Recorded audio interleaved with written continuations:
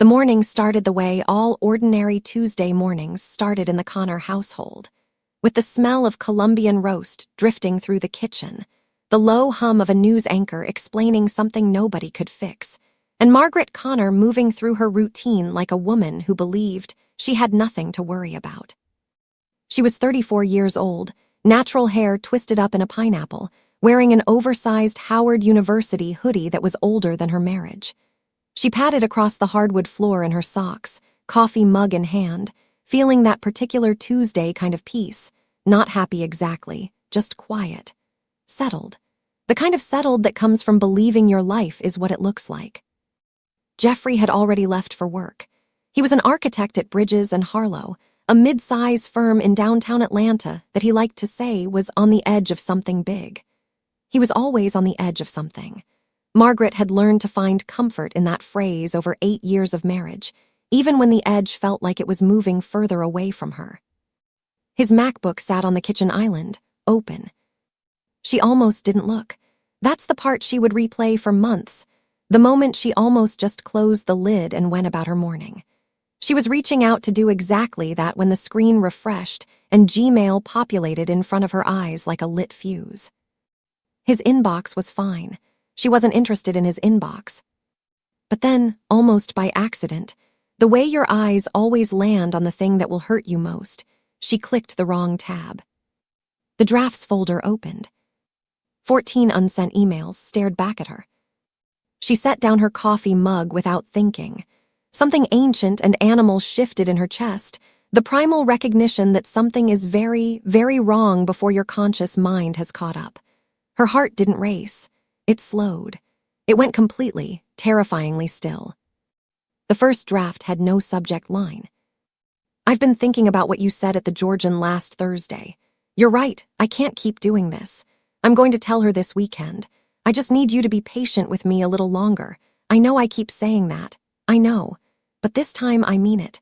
I love you in a way I didn't know I was capable of loving someone. I look at you and I see the life I was supposed to have. Don't give up on me. Margaret read it twice. Then she sat down on the kitchen floor.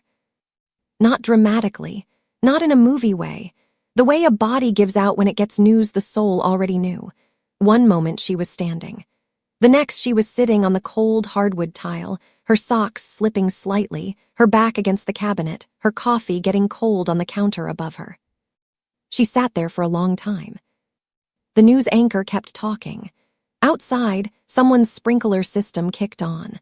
A dog barked down the street. Life continued with extraordinary indifference to the fact that Margaret Conner's world had just cracked open like an egg. She didn't cry yet. The crying would come later, and when it did, it would be the kind that scares you, the kind that sounds like it belongs to someone else, the kind that you press your fist against your mouth to muffle at 2 in the morning because you don't want the neighbors to hear what your life has become. But right now, in this moment, she just sat. And then something shifted. Something quiet and steely and surprisingly calm rose up through the shock like a woman pushing through floodwater. She reached up, lifted the laptop from the counter, and placed it in her lap right there on the kitchen floor. Her hands were not shaking. She would think about that later, that her hands did not shake. She would decide that meant something, that some part of her had been waiting, that some part of her already knew. She opened the second draft. Then the third. By the time she reached the 8th email, she was no longer crying. She was reading with the focused, methodical attention of a woman who understood that what she was holding was not just betrayal, it was evidence. Because the name in the third draft, the name he'd slipped in so casually, like it was nothing, like it was just a name, was one she recognized. It was a name she had in her own phone. Under Sister for Life. Under Emergency Contact. Under Jade. If you're watching this, and your gut has ever told you something was wrong before your eyes could prove it, stay with me. Because this story is just getting started. Hit that like button right now. Because Margaret is going to need every bit of strength she can get, and so will you. There is a particular kind of silence that lives inside betrayal. Not the comfortable silence of a Sunday morning. Not the peaceful silence of a sleeping house. It is the silence of a universe that has rearranged itself without asking your permission. It is the silence of realizing you have been living inside a lie so complete, so well-constructed, that you had mistaken it for a home. Margaret Conner sat on her kitchen floor and read every single draft. She read them the way a detective reads a crime scene, carefully, without emotion, cataloging everything. She told herself she was being rational. She told herself she was being smart. What she was actually being was numb, and she would not understand that until much later, when the numbness wore off and left behind something raw and electric that she didn't have a word for. The second draft was dated 6 weeks earlier. I can't stop thinking about what you wore to Chris's dinner. Every time I had to sit across the table from you and pretend I wasn't, I don't know how much longer I can keep performing. Margaret noticed I was quiet on the drive home. She asked if I was okay. I said I was tired. I hate that I lied to her face like that. She's not a bad person. She doesn't deserve this. But I can't stop. I think that's what scares me most, that I don't want to stop. Margaret paused on the line. She's not a bad person. She read it 3 times. She doesn't deserve this. She pressed her hand flat against the tile floor and breathed through her nose the way she'd learned in that yoga class she'd taken 2 winters ago when she thought her marriage just needed more presence, more intentionality, more date nights, more communication, more of herself poured into a vessel that had apparently already been given to someone else. The third draft was where the name appeared. Jade, I need you to stop texting me from the number she knows. She saw the notification last week and I had to lie and say it was Chris asking about the Midtown project. She believed me. She always believes me. I feel like the worst person alive and I also can't picture a future without you in it. Those 2 things are both true at the same time and I don't know what that says about me. Margaret's thumb went cold. Jade. Jade Williams, 33 years old, dental hygienist, natural hair that she deep conditioned every Sunday. The woman who had shown up to Margaret's baby shower 6 years ago, the baby shower for the pregnancy that Margaret had lost at 17 weeks, the worst months of her life, and had held her hand through the whole thing. The woman who had driven her to the hospital at 2 in the morning when the cramps started, who had sat in the waiting room and cried right alongside Jeffrey, who had, apparently, also been sleeping with Jeffrey. Margaret read 3 more drafts in quick succession. They formed a timeline she could not have invented because no imagination is cruel enough to manufacture this level of specific pain. Jade and Jeffrey had been meeting at a boutique hotel called the Georgian in Buckhead. She Googled it right there on the floor, hands steady, $289 a night for at least 8 months, possibly longer. The drafts got vaguer the further back they went, which told Margaret that the earlier conversations had happened over the phone or in person, and only recently had Jeffrey switched to drafts. Because drafts don't send. Because drafts leave no trace in an outbox. He thought he was being clever. He left his laptop open on a Tuesday morning. The 9th draft was the one that made the tears come. Not because it was the cruelest. It was actually the most mundane, and somehow that made it worse. She made my favorite breakfast this morning, the one with the turkey sausage and the cheesy grits. She puts hot sauce on the side because she knows I like to control how much I use. She was so happy this morning, just talking about her promotion at work and whether we should repaint the living room. I sat across from her and ate every bite and smiled and asked her questions, and all I could think was how much I wanted to be somewhere else. I hate myself for that, but I don't hate it enough to stop. That was when Margaret cried. Not because he didn't love her, but because he had sat across from her, eating her food, accepting her care, wearing the face of a husband, and had felt nothing but the urge to escape. She had been cooking for a ghost. She had been loving an absence dressed in a man's clothes. She put the laptop aside. She pulled her knees to her chest. She gave herself exactly 11 minutes to fall apart on that kitchen floor. Then she stood up. She washed her face at the kitchen sink. She poured her cold coffee down the drain. She made a fresh cup. And then she sat at the island with a notepad, the one she used for grocery lists, the one with a little sunflower in the corner, and she started writing down everything she'd read. Dates, locations, quotes, the name of the hotel, the name of the business partner mentioned, Chris.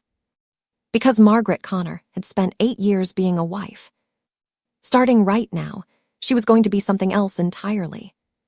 Comment, I see you, Margaret, right now if you already want justice for this woman.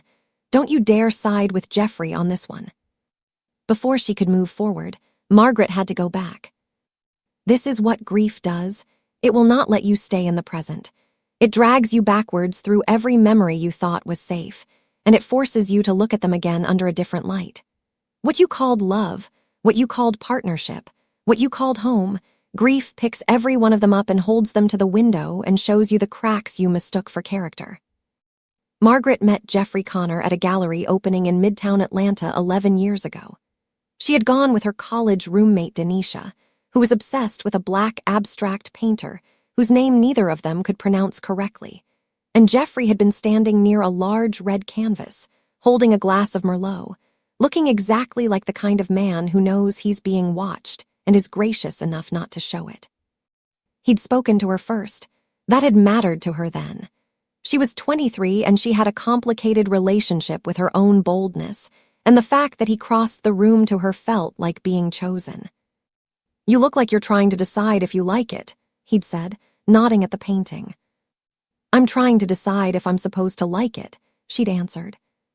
He had laughed, genuinely, not performatively, and said, That's the most honest thing anyone said all night. His name was Jeffrey. He was 26. He was finishing his master's in architecture at Georgia Tech. He had a gap between his front teeth that she found inexplicably endearing and a way of listening that made you feel like the only person in a crowded room. They talked for 3 hours. He asked for her number at the end and waited 2 days to use it, which in 2014 still meant something. They dated for 2 years. He proposed on the rooftop of the Ponce City Market at sunset, and she said yes before he could finish the sentence. Their wedding was 64 people at a renovated venue in Decatur, Georgia. Her mother had cried through the whole ceremony. His mother, Kathleen Conner, had hugged Margaret so hard afterward that Margaret had to readjust her dress. Take care of my son, Kathleen had whispered. Margaret had whispered back, I will. She had. She had taken care of him the way some women take care of things, completely, quietly, without recognition, the way a foundation holds up a building without anyone noticing until it cracks. She had worked through his professional setbacks. The 2 firms that passed on him before Bridges and Harlow finally offered him a position. She had talked him off ledges at midnight when he doubted himself. She had decorated their home in the Grant Park neighborhood, the home they were still paying the mortgage on, with his vision in mind, because he cared about aesthetics and she cared about him. And Jade. Margaret stopped writing on her notepad and pressed the pen hard against the paper. Jade had come into their lives 4 years ago through a neighborhood block party.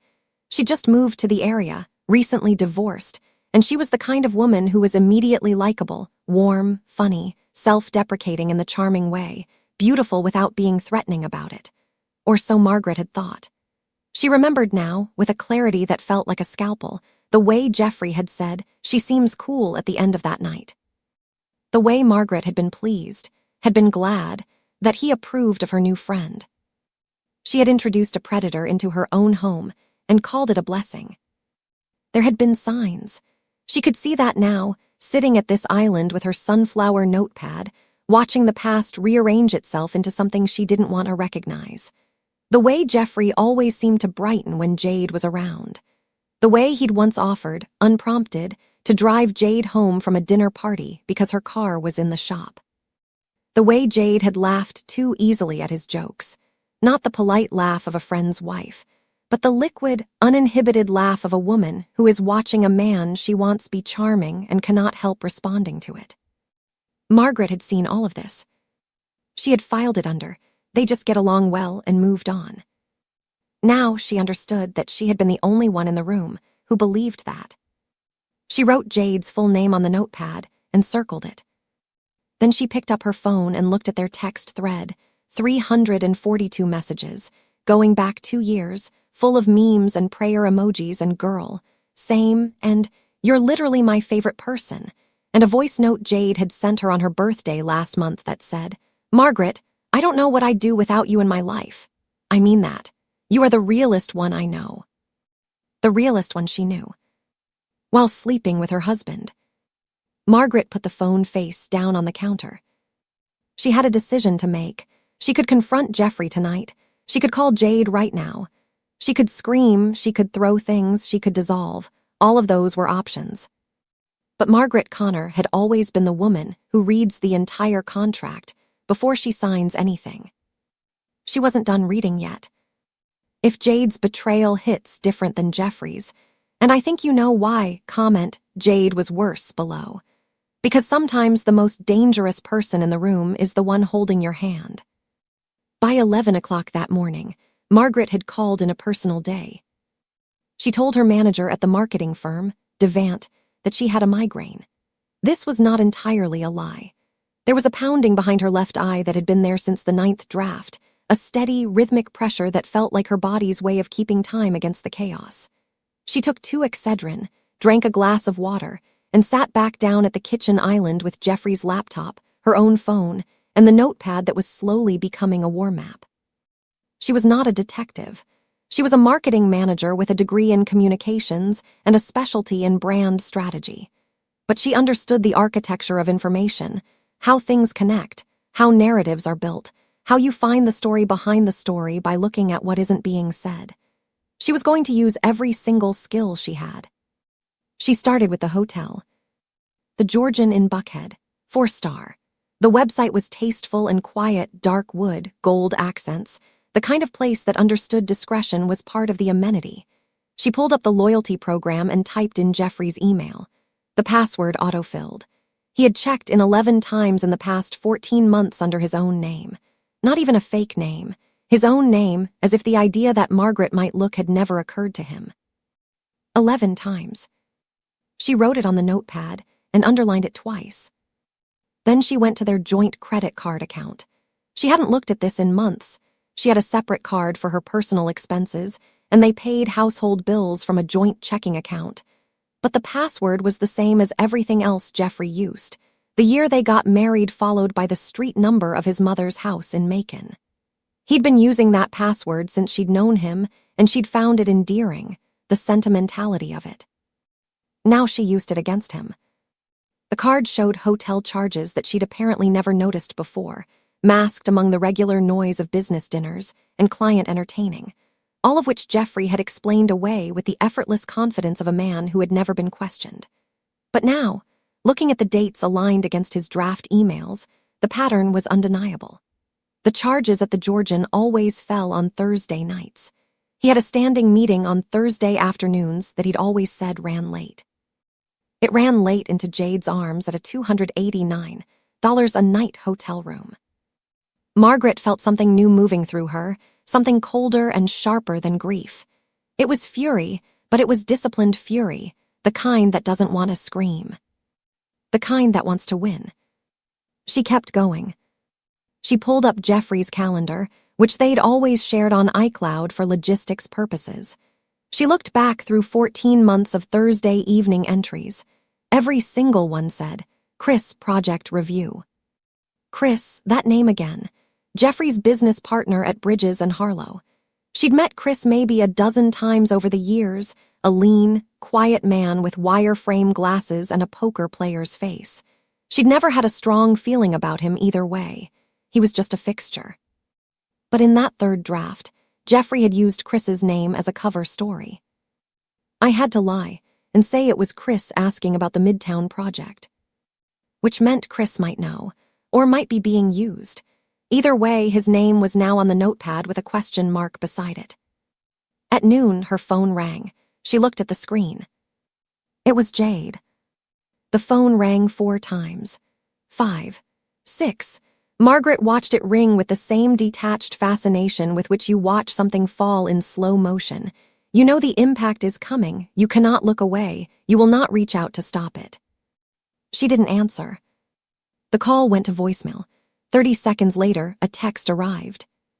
Hey girl, are you home? Jeffrey texted me and said you called in sick. I'm off today. I can come bring you soup or something. You good? Margaret read it twice. Jeffrey had texted Jade. This morning, while Margaret was sitting on the floor reading his drafts, He had left the office and immediately alerted the woman he was sleeping with that his wife was home and unwell, not out of concern, out of coordination.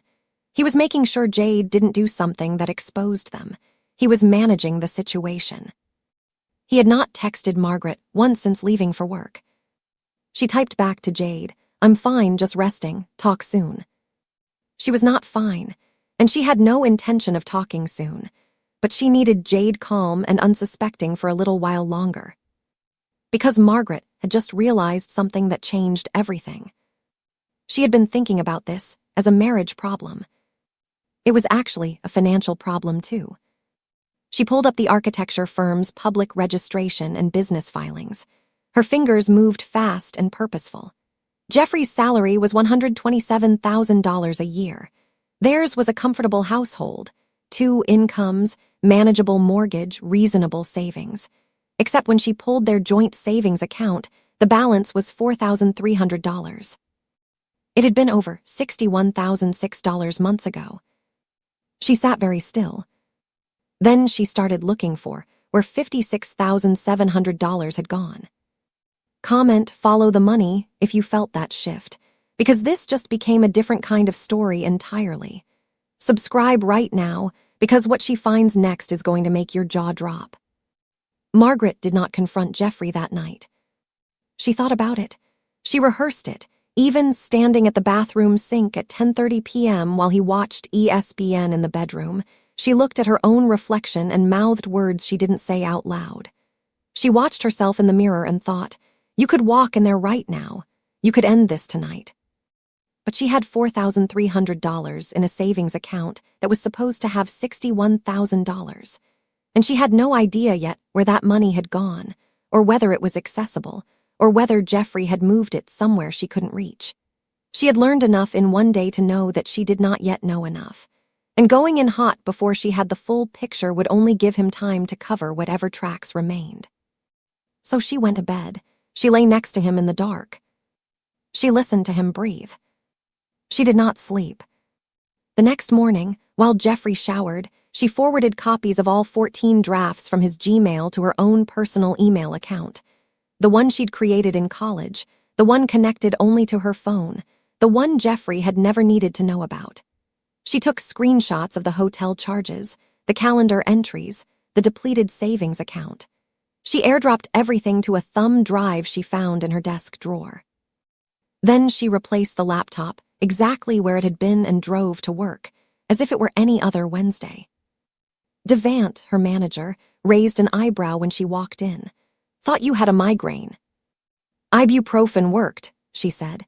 She sat down, opened her laptop, and pulled up the campaign she was supposed to be finishing.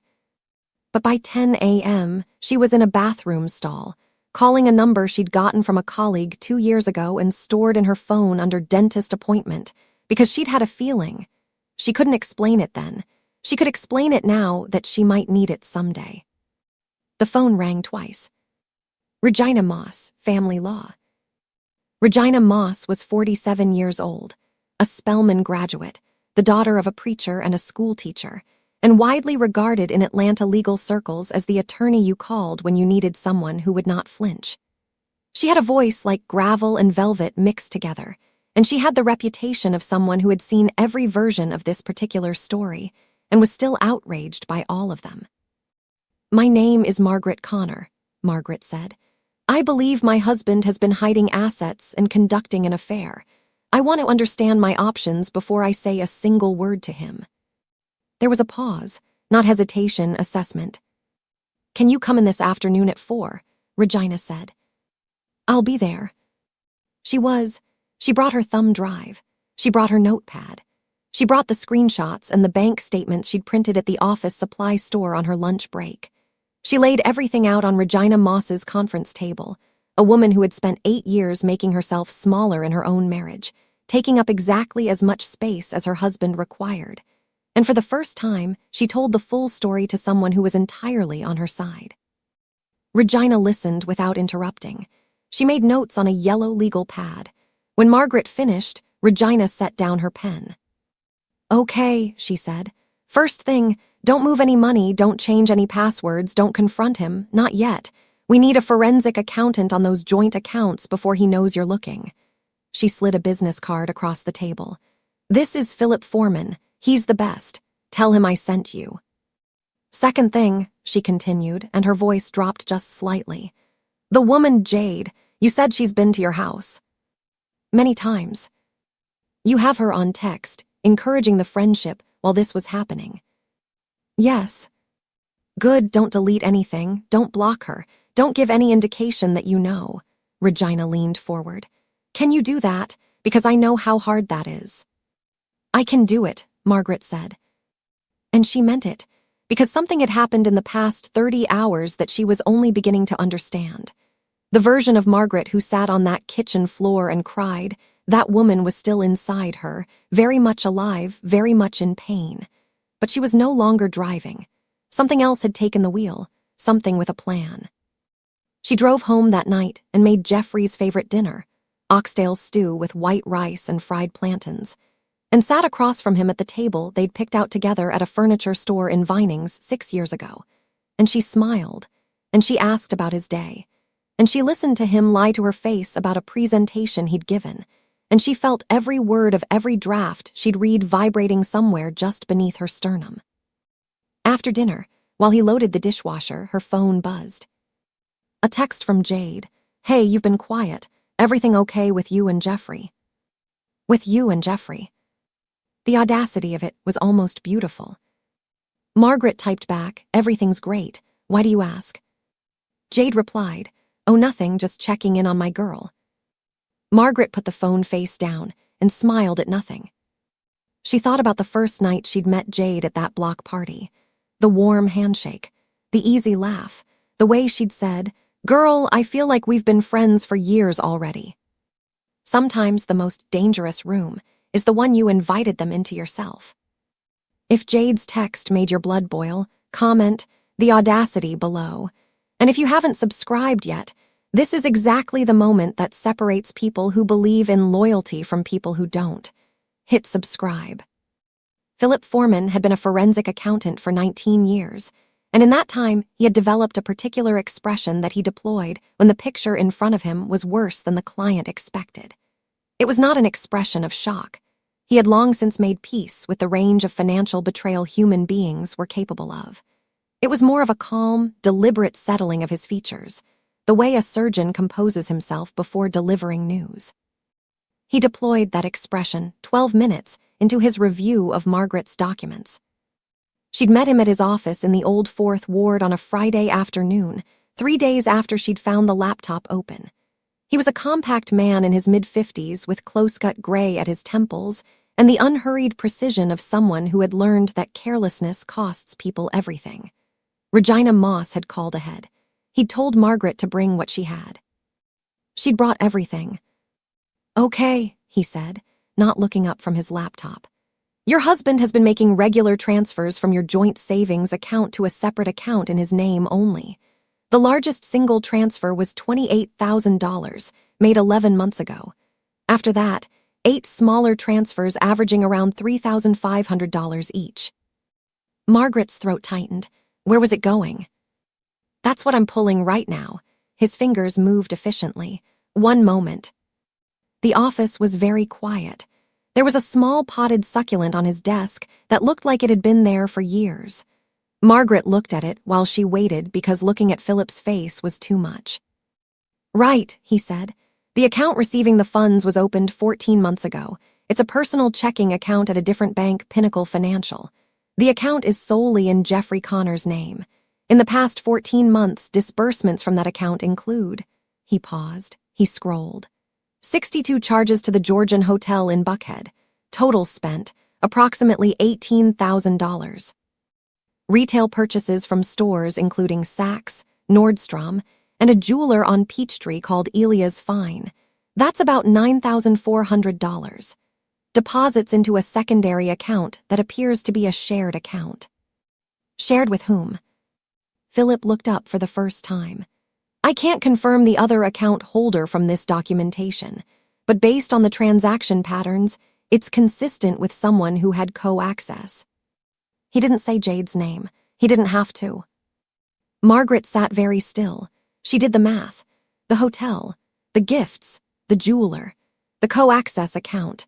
While she had been working, presenting campaigns, arguing for budget approvals, depositing her paychecks into their joint life, Jeffrey had been quietly, methodically excavating their financial foundation and pouring it into a parallel life. "How much in total?" she asked. "From what I can see across all accounts, approximately $56,400 has been redirected in 14 months. The same number she'd found when she'd checked the savings account herself, which meant it was all there, all traceable. He'd thought the separate account was invisible. He didn't know that nothing is invisible to Philip Foreman. "What do I need to do?" Margaret asked. "Nothing yet. Don't move anything. Don't close accounts. I'll document everything in a formal report for your attorney." He closed his laptop. "Mrs. Conner, I want you to know that this level of financial preparation on your part in the first week of discovery, that's unusual. Most clients come in weeks later, after they've already made moves that complicate things. You've preserved the trail." She nodded. "Can I ask," he said, and the clinical composure softened just slightly, "are you doing all right?" She thought about the question honestly. The way she'd been sleeping on the edge of the bed all week, not moving, monitoring the space between herself and Jeffrey like a border she'd agreed to respect. The way she'd been eating almost nothing but managing to function with frightening normalcy. The way her hands still didn't shake. "I'll be all right," she said. "I need to be all right now." Philip Foreman nodded like a man who understood exactly what that cost. "Come back Tuesday. I'll have the full report ready." On the drive home, Margaret took a route that passed through the neighborhood where Jade lived, a quiet cul-de-sac in East Point with neatly kept lawns and a welcome mat outside each door. She didn't stop. She just drove slowly past Jade's house with its cheerful terracotta planters and the wind chimes on the porch that Margaret had helped her pick out at a farmer's market 18 months ago. There was a car in Jade's driveway she didn't recognize. A silver BMW. The same model as Jeffrey's. She drove past without stopping. She breathed evenly in and out, the way you do on the edge of something large. She made a mental note of the license plate. She texted it to Philip's number with 2 words. "Check this." Then she drove home and greeted her husband with a kiss on the cheek, and he smiled at her with the easy confidence of a man who believed he had not yet been caught. He was wrong. Comment, "She's moving smart," if you respect how Margaret is handling this. This is not a woman falling apart. This is a woman building a case. Subscribe if you believe accountability is coming. Margaret gave herself exactly 10 days. 10 days of evidence collection, of forensic reports, of meetings with Regina Moss that left her feeling simultaneously more powerful and more devastated than she'd imagined possible. 10 days of lying next to Jeffrey in the dark, listening to him breathe, cataloging the specific texture of a betrayal she now understood in financial detail, in date stamps, in hotel receipts. 10 days of texting Jade as if nothing had changed. "How are you, girl? Have you tried that new brunch place? Thinking of you," while sitting across the table from a woman who had made herself into a mirror and shown Margaret only what she wanted to see. On the 10th day, Margaret texted Jade at 9 a.m. "Can you come over? I need my girl. Been having a hard week." The reply came in under 3 minutes. "On my way. You want me to bring coffee?" "Yes, please," Margaret typed. "You know how I like it." She had the evidence on the table when Jade arrived. Not all of it, she'd left the legal documents with Regina, but the hotel receipts, the screenshots of the draft emails, a printout of the Pinnacle financial account summary, and in the center of the table, her phone with the voice memo app open and recording. She'd consulted Regina about this. Georgia was a one-party consent state. She was allowed. Jade arrived at 9:47 looking like she always did, genuinely warm, present, the kind of woman who has spent years making people feel comfortable in her presence because she learned early that warmth is currency. She was wearing a yellow wrap dress and carrying 2 coffees from the cafe on Cascade Road. She handed Margaret her coffee. She started to hug her. Margaret stepped back. Just slightly, just enough. something shifted in Jade's eyes. Fast, almost imperceptible, but Margaret had been watching for it. "Sit down, Jade," she said. "What's?" "Please sit down." Jade sat. Her eyes moved to the papers on the table. Margaret watched the recognition travel through her body like a current, the slight forward lean, the hands pulling into her lap, the breath that came out measured and deliberate, the way breathing becomes deliberate when you need to control what your face is doing. "How long?" Margaret asked. Jade opened her mouth, closed it. "I know everything," Margaret said. "I've read his drafts. I have 14 months of hotel receipts. I have his secret account. I have your name in his emails. I have a forensic accountant's report. What I don't have, what I'm asking you to give me, is how long." The silence was enormous. "Margaret." "How long?" Jade looked at the table. 2 years. The number hit Margaret in the chest. She had been braced for 14 months. 14 months was the hotel records, the financial trail. 2 years went back further. 2 years meant they had been careful in the beginning, meeting somewhere else, paying cash, operating beneath the line of any digital record. 2 years meant they had been together almost as long as Jade had been in her life. "Were you friends with me on purpose?" Margaret asked. "Did you get close to me too?" "No," Jade's voice cracked. "No, I swear, I met you first. I genuinely—" She stopped. Her eyes were wet. "I love you. I know how that sounds, but I do." "You love me," Margaret repeated. "I know that You love me, and you spent 2 years sleeping with my husband and sitting at my table and holding my hand and letting me call you my emergency contact." Margaret's voice was entirely level. "You love me." The quiet between them was not the comfortable silence of two women who knew each other. It was the silence of a debt being called in. "I'm not going to scream at you," Margaret said finally. "I'm not going to beg you to explain yourself, because I think if you could explain yourself, you would have done it differently. What I'm going to tell you is that I have already spoken to an attorney. I have already documented everything. And whatever you thought was going to happen next with Jeffrey, whatever life you were building in your imagination, I need you to understand that I have been several steps ahead of both of you for 10 days. Jade wiped her eyes. She looked, for the first time, genuinely small. "I'm sorry," she whispered. "I know you are," Margaret said. "Go home, Jade." Jade left her coffee on the table. Margaret listened to her car pull out of the driveway. Then she sat in the silence of her own kitchen for a long time, feeling the weight of 2 years of false friendship lift off her in one exhale. Then she picked up her phone and called Regina Moss. "I spoke to the second party," she said. "And?" Regina asked. 2 years, not 14 months, 2 years. Regina was quiet for a moment. "That changes the timeline for the financial recovery argument." "I know. Are you okay?" Margaret looked around the kitchen. The window, the light coming through it. The same light that had been coming through it on the morning she'd found the laptop open, when she'd still been a woman who believed she had nothing to worry about. "I'm okay," she said. "What's next?" "If you cried during that scene, you're human. Comment, Jade had to go, if you think Margaret handled that exactly right. And subscribe, because Jeffrey is next, and that confrontation is one for the ages." There are things a mother knows that she doesn't say. Sometimes she doesn't say them because she hopes she's wrong. Sometimes she doesn't say them because she loves her child enough to protect them from what she sees in the mirror. And sometimes she doesn't say them because she has been complicit in the silence for so long that breaking it would require accounting for herself as well.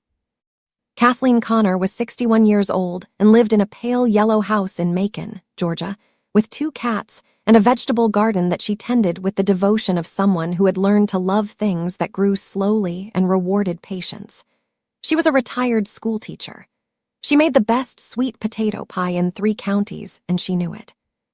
She had been married once, to Jeffrey's father, a man who had also been very good at being in 2 places at the same time, and she had left him when Jeffrey was 9 years old and not looked back. Margaret drove to Macon on a Saturday morning, 2 weeks after the laptop. She had not called ahead. She parked in the driveway of the pale yellow house and sat in her car for a moment, hands on the wheel, watching the morning light move across Kathleen's garden. Then she got out, walked to the front door, and knocked. Kathleen answered in her housecoat and reading glasses. She looked at Margaret. And in that look, in the 3 seconds before Kathleen said anything, Margaret saw what she had come to confirm. Kathleen already knew something was wrong. Not everything, but something. "Come inside, baby," Kathleen said. They sat in the kitchen. Kathleen made tea without being asked. She put a plate of tea cakes on the table. And then she sat across from Margaret and folded her hands and waited with the particular dignity of a woman preparing to be honest after a long time of not being. "How much do you know?" Margaret asked. Kathleen was quiet. The refrigerator hummed. Outside, a bird knocked against something. "I saw a text on his phone at Thanksgiving," Kathleen said finally. "I wasn't trying to see it. He left his phone on the counter and I saw the notification. The name was saved differently, but it said something that—" She stopped. "I didn't say anything to him. I told myself I was misreading it." "Were you?" Kathleen shook her head slowly. "You knew it was Jade." "I suspected. I didn't know for certain. I didn't want to know for certain." She looked at Margaret with eyes that held the specific grief of a mother watching the worst parts of a man she loves replicate themselves in a child she raised. "I should have told you. I know that. I've been sitting with that since November." Margaret wrapped her hands around her mug. "Why didn't you?" "Because I didn't want it to be true," Kathleen said. "Because I didn't want him to be—" She stopped again. Her jaw tightened. "His father did this to me, and I swore when Jeffrey was born that I would raise a man who didn't do this. I gave everything I had to raising a man who didn't do this." Her voice broke just once, just slightly, and then she gathered it back. "And he did it anyway." The silence between them was not the silence of two women divided by this revelation. It was the silence of two women who had both been failed by the same man in different ways, and who were sitting across from each other in the kitchen where Kathleen made tea, and understanding that clearly for the first time. "I'm filing for divorce," Margaret said. "My attorney has the financial documentation. We're serving him next week." Kathleen nodded. Her eyes were bright. "He took money from our savings," Margaret continued. "Over $56,000. He hid it in a separate account. Some of it went to gifts. Some went to hotel rooms. Some," she paused, "some went into what looks like a shared account." Kathleen's hands tightened around her own mug. "How much?" "Roughly $14,000, into what appears to be a joint account with a second party." Kathleen made a sound that wasn't quite a word. Then she stood up, walked to a drawer beneath her kitchen counter, and removed a small envelope. She set it on the table in front of Margaret. Inside was a receipt from Elia's fine jewelers on Peachtree, dated 18 months ago, for a ring. A $6,800 ring, sized for a woman's left hand. "He called me to ask about our family history," Kathleen said, her voice flat.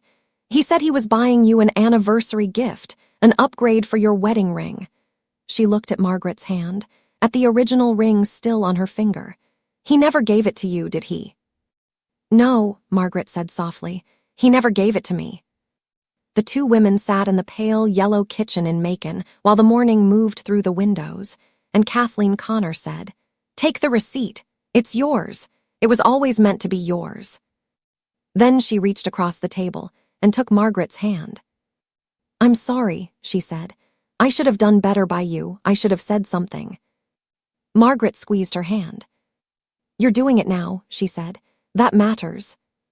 Kathleen handing over that receipt, the receipt for a ring that was supposed to be Margaret's, I felt that physically. Comment, Kathleen did right if you think she partially redeemed herself. This story is not done. Subscribe. The confrontation with Jeffrey is next, and I promise you it will be worth it. The papers were served on a Tuesday. Margaret had chosen the day deliberately, the same day of the week she'd found the laptop open, the same day of the week that had rearranged her life. She wanted it to be a Tuesday. She wanted it to mean something, even if only to her. Jeffrey was at work when the process server arrived at Bridges and Harlow. Regina had made sure of that. Margaret had been at her office across the city, in a meeting about a campaign rollout, when her phone buzzed with a one-word text from Regina. Served. She had excused herself to the bathroom and stood at the sink and breathed. Just breathed. In and out. The way she'd learned in that yoga class she took when she thought the marriage just needed more presence. She came home before Jeffrey. She changed out of her work clothes. She poured herself a glass of water and sat in the living room, not the kitchen, which still held the ghost of a woman sitting on the floor reading drafts, and she waited. She heard his key in the lock at 6:47 p.m.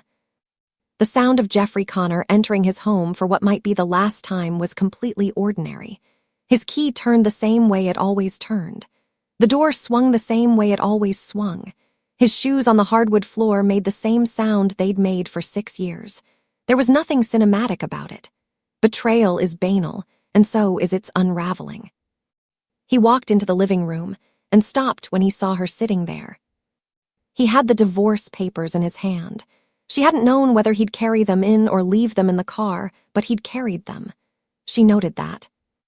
His face moved through several expressions in quick succession. Shock, calculation, something she might have called guilt if she'd believed in his capacity for it, and then settling into something that she recognized as the expression of a man deciding how to play a bad hand. "Margaret," he said. "Jeffrey," she said. "Can we talk about this?" "I'm listening." He set the papers on the coffee table. He sat in the chair across from her, the gray armchair that had been his preference since they'd moved in, the one positioned so he could see both the television and the front window. He sat in it like a man who still believed this was his house. "I want to explain," he started. "You don't need to explain the affair," she said. "I read your drafts. I know about the Georgian. I know about Jade. I know about the account at Pinnacle Financial." She paused. "I know about the ring from Elia's fine." The color in Jeffrey's face changed. "I know about all $56,400, she continued. "My forensic accountant has documented every transfer, every hotel charge, every jewelry purchase. My attorney has it all." The man sitting across from her was no longer performing. The easy confidence, the smooth surface of him, all of it had gone. What remained was something younger and smaller, and, she noted with a complicated feeling, genuinely frightened. "Margaret," he said, and his voice had changed too. "I made a mistake, I made." "You made a decision," she said quietly. "Every morning you woke up in this house and ate breakfast at that table and lied to my face, that was a decision. Every Thursday night at the Georgian, that was a decision. Every transfer out of our savings, that was a decision. I need you to call it what it was, not a mistake, a series of deliberate choices." He was quiet. "I am not angry in the way you might expect," she said. "I want you to know that. I'm not going to scream at you. I'm not going to beg you to choose me. I already know you didn't choose me. What I'm here to tell you is what's happening next." She leaned forward slightly. "My attorney is seeking recovery of $56,400 from marital assets. She's also citing the financial dissipation in the divorce filing, which in Georgia means the court will factor the hidden account into the asset division.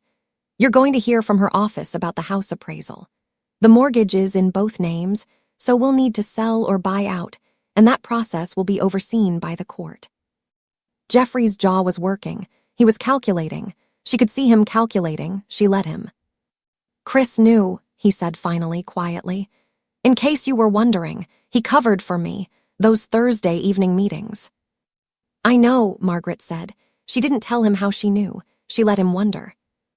He looked at her for a long moment, and then Jeffrey Conner did something that she hadn't expected and had not prepared herself for. He started to cry. Not dramatically, not the sobbing of a man falling apart, just 2 tears that appeared at the corners of his eyes and tracked down his face without his permission, the evidence of a real feeling surfacing through the performance. "I'm sorry, Margaret," he said. "I don't expect you to believe that. I need you to know that I destroyed something real." She looked at him, at the man she had loved at 23 in front of a red painting, at the man who had listened to her at a gallery opening like she was the only person in the room. At the man who had eaten her food and smiled and looked across the table and wished he was somewhere else. "I believe you're sorry," she said. "I don't believe that changes anything." She stood up. She picked up her glass of water. "I'll be staying at my mother's while we sort out the house," she said. "My things are already packed. The attorney will be in touch." She walked to the front door. "Margaret," he said.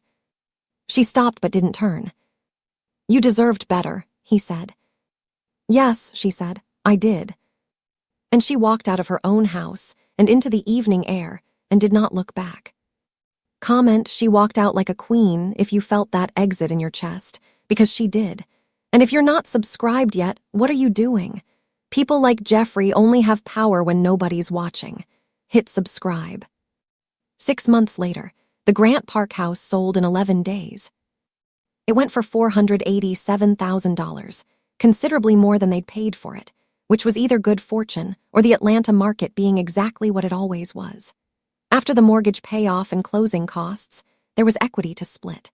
Regina Moss had negotiated a settlement agreement that included recovery of the marital waste, the $56,400 that Jeffrey had siphoned into his parallel life, which was offset against his share of the equity. In practical terms, Margaret walked away from the marriage with roughly $189,000. Not everything she'd invested, but enough to build something new. She moved into a 2-bedroom apartment in the old 4th Ward, 4th floor, windows that faced east. She'd chosen it because of the morning light. She had not spoken to Jeffrey since the night she walked out of the house. She did not intend to.